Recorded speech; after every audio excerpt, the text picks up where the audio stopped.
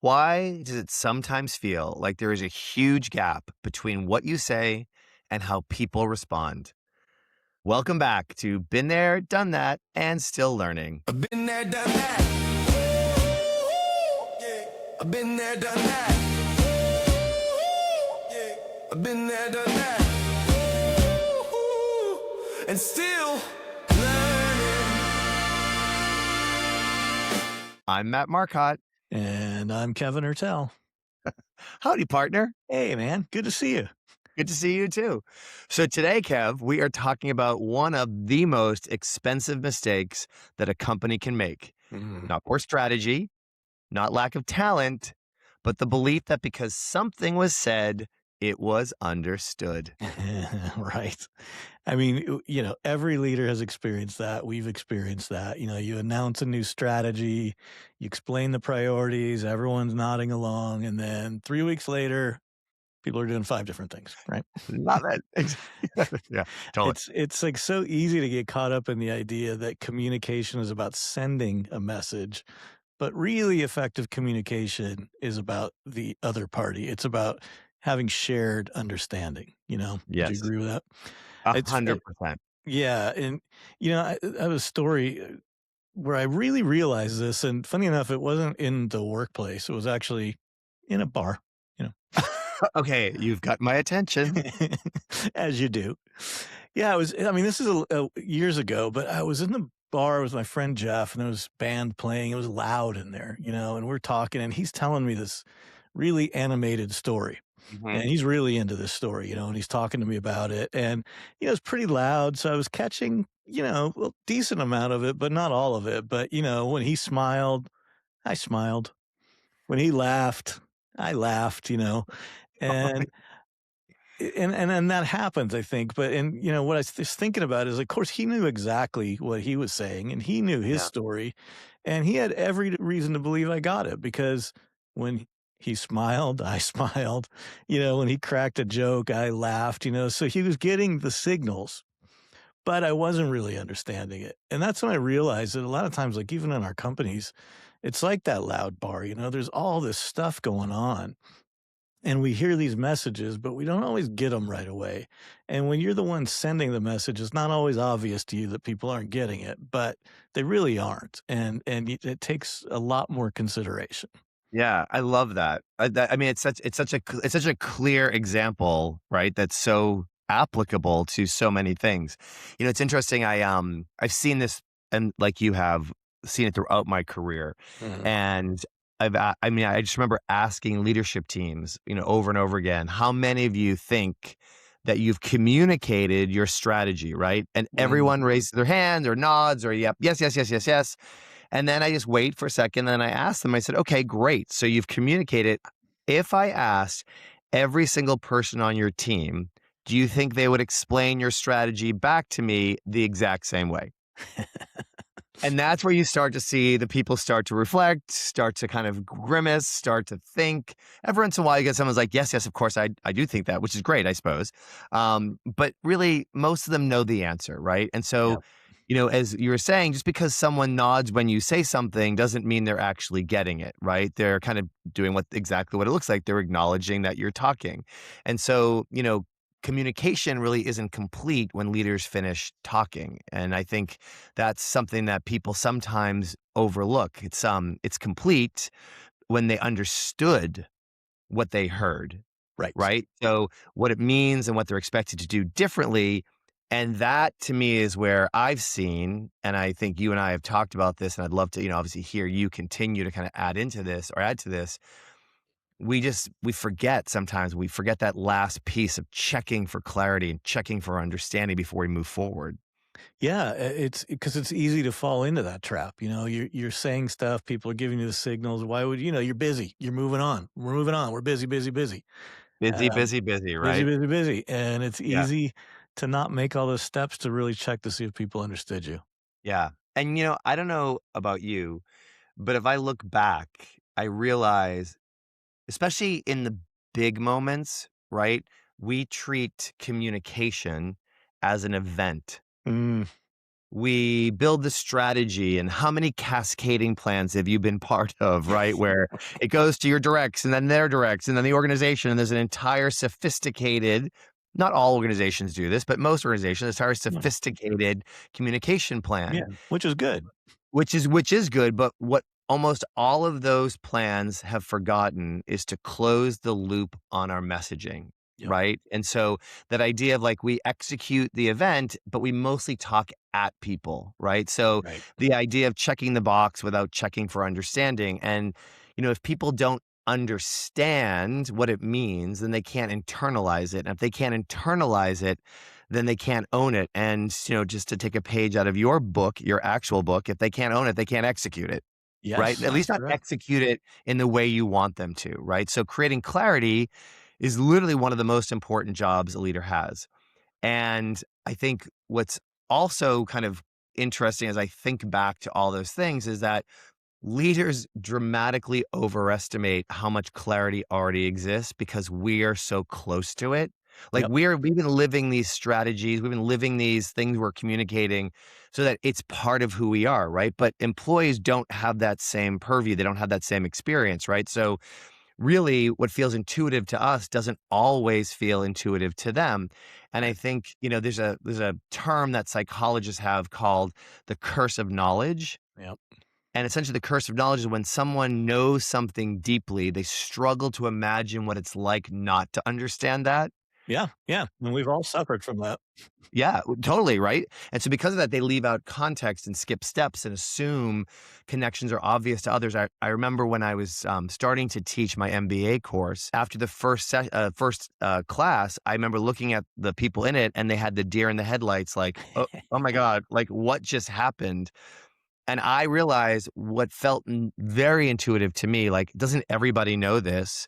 For them at 26, I mean, I'm what, at that time, 55. I've had a lifetime of experience and a context in those things. They didn't understand any of that. Yep. And I thought I was just adding all this value. And they were just kind of literally like a huge fan in their face, just blowing, like, what is this man talking about? Right. And so, the reality is we have to check for understanding. And sometimes that checking for understanding is repeating things, Yeah. you know? Yeah, I mean, I think 2 things. One, also, we don't get to judge whether we're clear or not. It's the Yeah, listener who judges whether we're clear or not, absolutely. you know? Absolutely. And that's an important thing to think. And then, yeah, repetition is so important, and there's lots of research on this that says that this is critical. And when it doesn't happen, it's what I talk about in the book. I call the signal fade trap, where we have all this big noise at the Mhm. beginning, and then it starts to fall off. But there's this guy, a psychologist, he's from the 19th century, his name was Ebbinghaus, and he has something Okay. called the Ebbinghaus forgetting curve. And what he was able to prove out is that we forget about 90% of what we hear within 30 days. And a huge part of that drop off is like right away almost, it just comes in our head. And, we talk about one ear and out the other. It's almost literally like that. We just lose it so quickly. But the key he found is unless it's reinforced. So you have to reinforce the message, and if you reinforce it, it starts to stick better, and that's why you have to kind of keep talking about it, but not just saying the same thing over and over again, because if you say the Yeah. same thing over and over, people tune it out. So you have to sort of come at it in different ways and in different channels, that you're getting that core message, but bringing it to people in different ways. And I used to always talk to my teams about it and say, look, you got to say it so, so often. I mean, when you're really, really, really sick of saying it, Yeah. yeah, you're about halfway there, As I said, they're just starting to listen, right? Yeah, Yeah. exactly. Yeah. I had a boss who used to say repetition doesn't spoil the prayer. Yeah. Yeah. Yeah. And I think we get so sick of saying things, right, to your point, because we've heard them so many times where they're so ingrained in what we already know that, as you said, we forget what it actually takes for other people to get that same level of clarity. So Yep. that's super interesting. To reinforce your point, do you see what I did there? Yeah, it was good. Uh, It was impressive. Yeah. to reinforce your point and just to add some context in kind of the methodologies that I use around that hard head hands piece. One of the things I would argue is that kind of meaning doesn't travel with the message Yeah. when communication fails. And so leaders, like you said, it's not just about repeating the same thing over and over again. It's about figuring out the ways to transfer meaning along with the message Yep. and in a way that's recreated by the person that's receiving it. Yeah, yeah, absolutely. Um, there's this quote that I use all the time. It's a famous quote. Um, they say it was George Bernard Shaw, but then there's some people say maybe not. But it I think doesn't it's matter. Kevin Ertell. I mean, that's what we're Yeah, gonna go yeah. with right now. Yeah, yeah. This Um, famous leadership guru named Kevin Ertell had this amazing ooh, all quote. right. Maybe And I'll what get was it? credit if you repeat it and reinforce it enough. Exactly. Now here's the quote. The biggest problem with communication is the illusion that it's taken place. Wait, say that again? The biggest problem with communication is the illusion that it has taken place. Mm, I love that, because that's really kind of what it is. We get this illusion that we communicated, but yeah, we haven't. but it's done. Yeah. And there are different warning signs we can kind of look for, like people leave meetings with different interpretations, or departments start to define success differently. Employees are surprised by decisions leadership thought were obvious. Yeah. Those are all like understanding problems. Yes. So you can't just say it to people. They have to really get it, to your point. And when they really get it, now you're starting to cook. I love that. Let me add another addition to that, which would be I'm a big one apparently for asking people to tell me what they think. But ask 5 people on your team right now, Mm, what's most important? Why is it important? And how does my work contribute to it? right. And I think if the answers are inconsistent, you don't have alignment. You have assumptions. And as you said, that is a leadership problem. That is not a receiver problem. Yeah, and assumptions are a killer, and we make a ton of them all day long. But Yes, we man, do.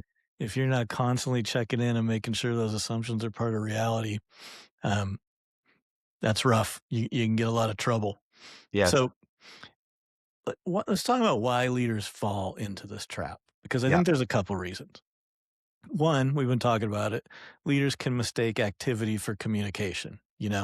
We held the town hall, we sent the email, we shared the slides, but those are all communication activities. Yes. They're not communication outcomes, right? Which is on the other end of the spectrum. And then second, leaders stop checking for understanding. So we've been talking about this. They might say any questions, which is a pretty broad, vague statement. And when you say that, a lot of times you get silence. It's like, people interpret silence as clarity then, and usually it's uncertainty or it's fear or it's confusion. But you can really get to that kind of stuff when you ask really vague questions and don't get an answer back. And then what do? You make an assumption, An and assumption, exactly. and that's trouble. Yeah. No, I love those. I love those, and I especially think that last point is so important, right? That assumptions piece and kind of Mhm. not asking those questions, and, you know, it's one of the things that, like, I'll tell leaders that agreement is not understanding, Right, right? right, Or silence is not understanding. Like, that whole thing where, like, "Do you have any questions?" And nobody has any questions. So we just assume they've all gotten it, right? And right, there's so many right. other reasons people don't have questions, which whatever. But and so we take that as a silent seal of approval. Yeah, So as you were saying, understanding only really exists when someone else can accurately repeat it back to you in their own words. yes. And the reason their own words, I think, is so important is because it means they've internalized it into the language that feels natural to them. They're Mhm. not just parroting back a talking point or a slogan or a tagline. And, for me, obviously, I'm such a big proponent of this idea of commitment versus compliance. Mm, And parroting back is compliance, but being able to tell someone kind of what it means to you in your own language is the beginning of commitment, right? And so, you know, the idea of creating that clarity is really about getting people to get to that state, right? Where they can understand it, they understand the meaning, they're building that commitment, and they've lost the confusion we were talking about, right? Because, it's confusion isn't an employee problem. I mean, obviously it's a problem, but it's really a leadership opportunity. yeah, yeah, absolutely. And And to your point, when you commit, it's because you understood it, it means something to you, and you then believe in it, right? Yes. Which is Yes, and, it's interesting, one of the things we keep coming back to over and over again is this idea of inviting, um, not conflict only, but disagreement and yeah. questioning. And so, when someone starts to understand or hear a message in a way that they're like, wait, wait, wait, wait, wait, wait, help me understand this further. Like, I don't get that. To me, that's a great sign that they're trying to create their own version of internalization to get to commitment, but something is keeping them from that. And they're willing to actually kind of engage in that. So, not only is communication important to get the full circle kind of like checks and balances and, but also you want people to engage with you in ways that actually help them to go deeper on their understanding, even if that means questioning what they just heard. Yeah, I mean, you want to encourage that, in fact. So instead of any questions, you should say, "What questions do you have? I know you have some." Like, Totally. Yep. call it out because, everybody's gonna have questions. There's no way that you explained it so perfectly that everybody in your audience got it exactly the way you intended and knows exactly, Mhm. what you mean and how it's meaningful to them. Yes.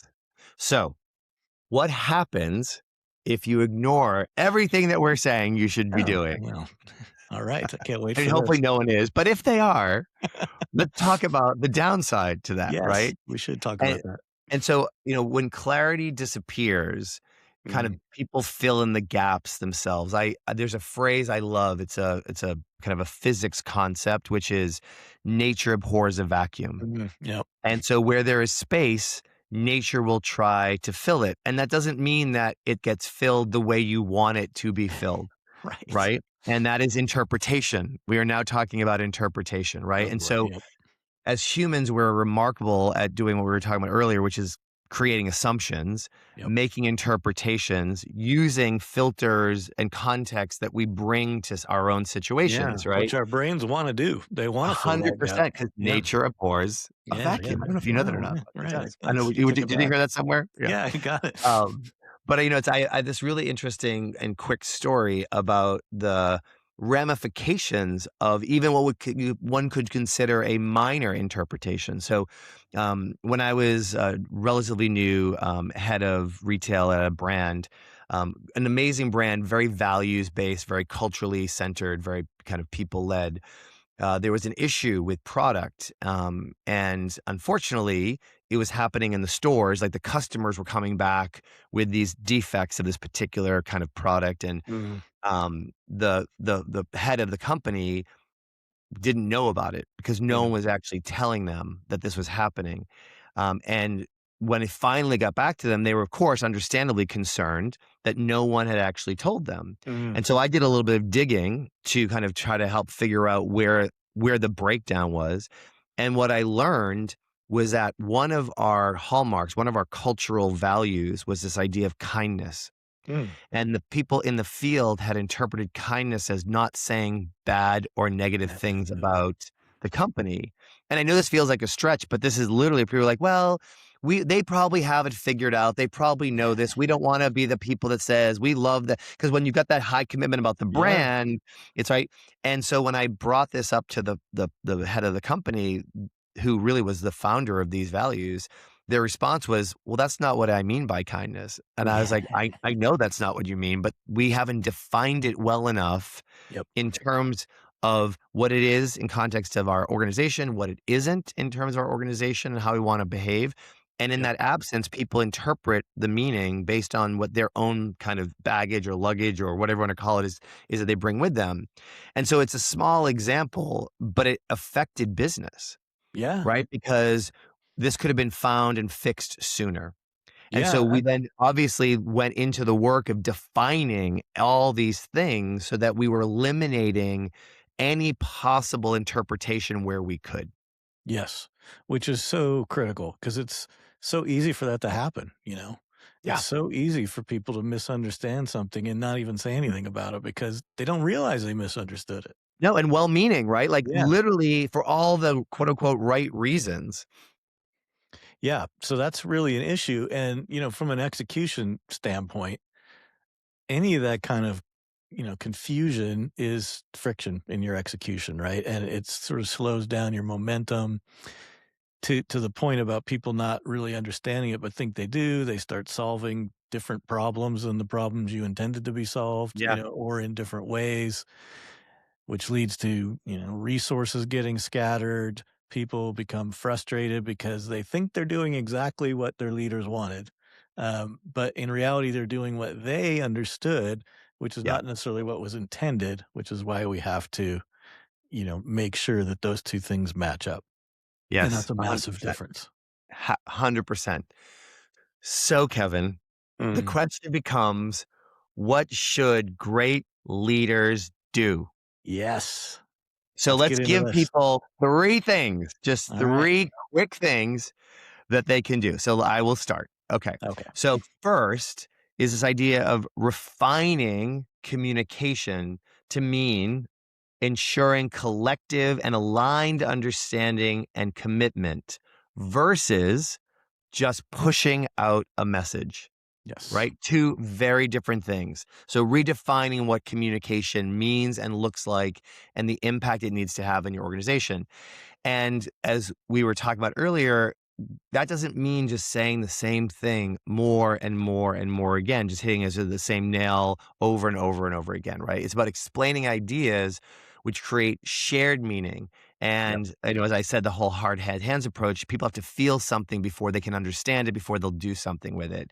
And then putting systems in place to check for understanding. So having that communication loop where whatever you actually think you're saying is what people are actually hearing and understanding in a way that they can actually speak it back to you. And that is when you start to be able to truly build clarity. Yeah, love that. And I'd say number 2 is about reducing that signal fade. You can't just say it once, and you can't keep repeating the same words. You gotta come at it from different angles, different channels, different cadences, and then get super, super clear about the core message you wanna communicate. And that's really so other leaders in the organization can communicate it in a language that's meaningful in their function and to their Yeah. teams, but they stay on the core message. So sometimes I think we can get caught up in trying to get too much about these exact words need to be repeated instead of understanding what is the core Yeah. underlying Yeah. message that needs to make sure it's getting through. Because really, that different message is going to be expressed in different ways to different teams, whether it's a function or it's a store team or whatever, it'll come out a little bit different in order for it to be meaningful and understandable for them. Yes. And I think the third piece is really a summarization of the first two, but incredibly important to call out on its own. And the phrase like read the room, right? Know your audience. Yeah.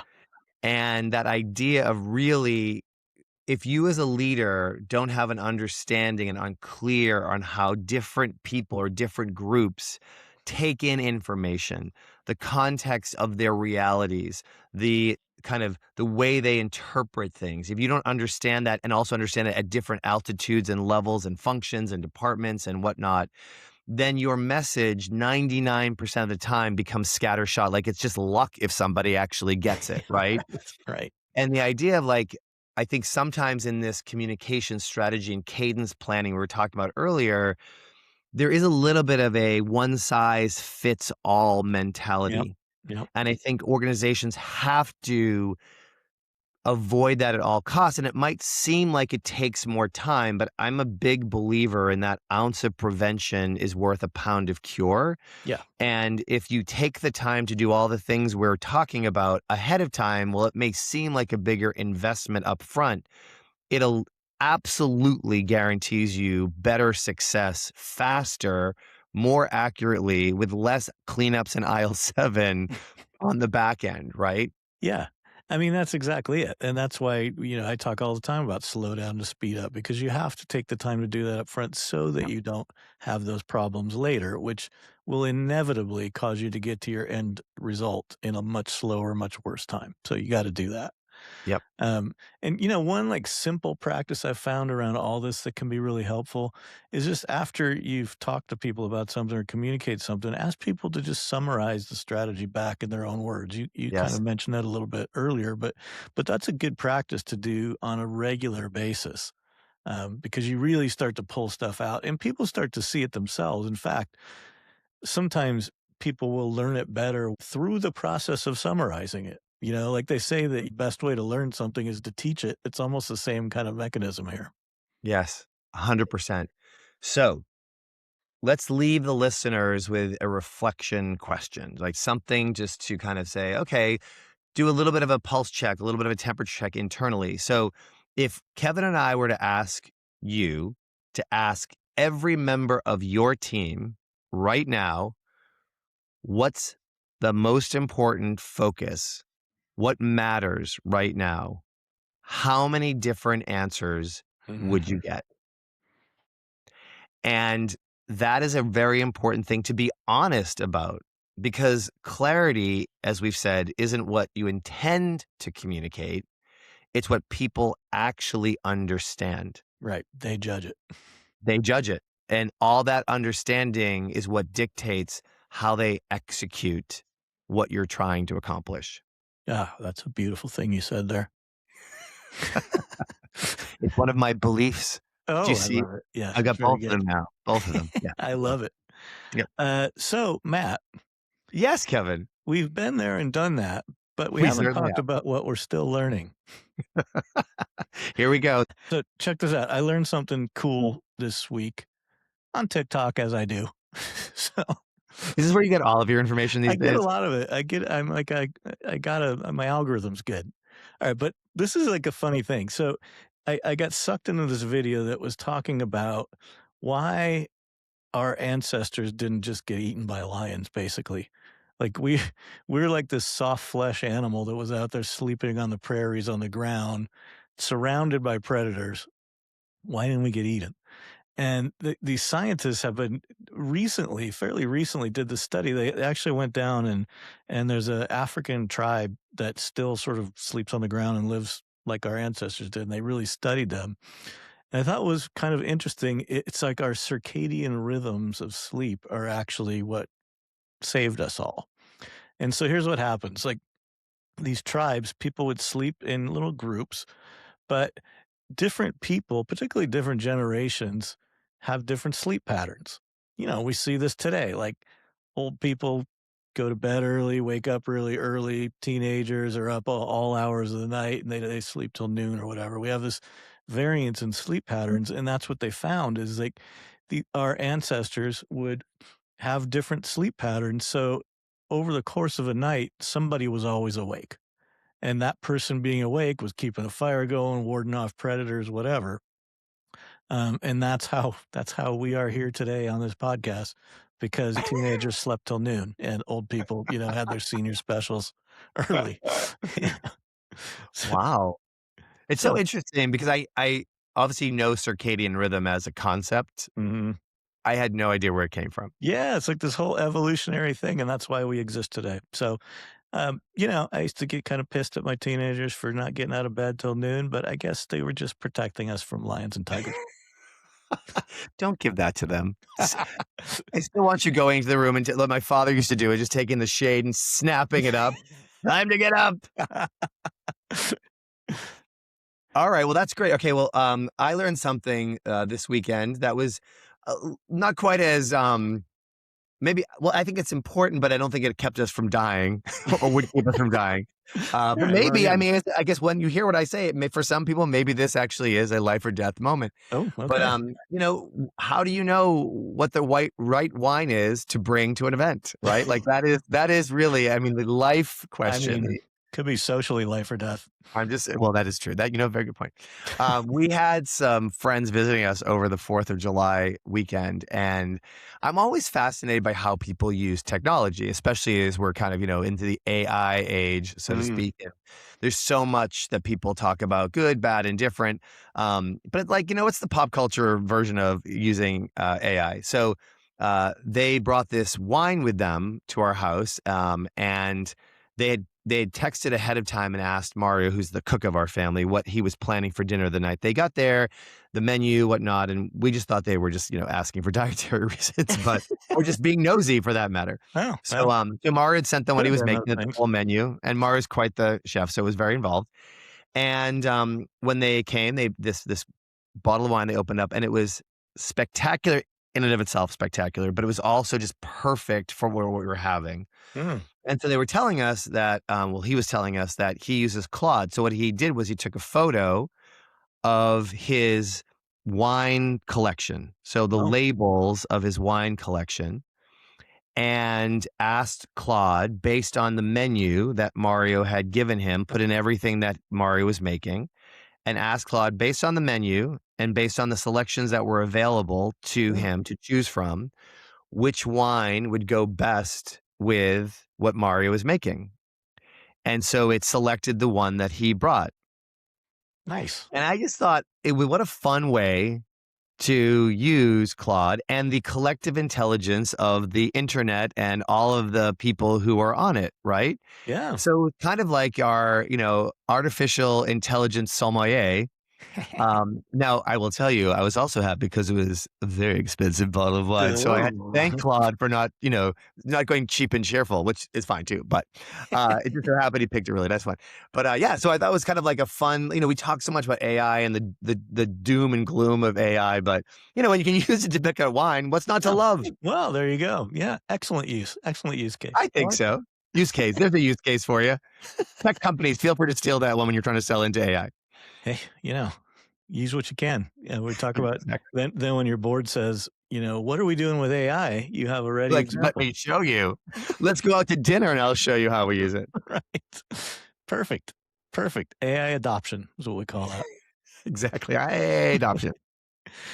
All right, Matt, this has been yet another fun discussion with you as always. Yes, yes. Thanks to everybody for joining us on Been There, Done That, and Still Learning. We'll see you next time. We'll see you next time. Everyone have a great week. I've been there, done that. Yeah. I've been there, done that. Yeah. I've been there, done that. And still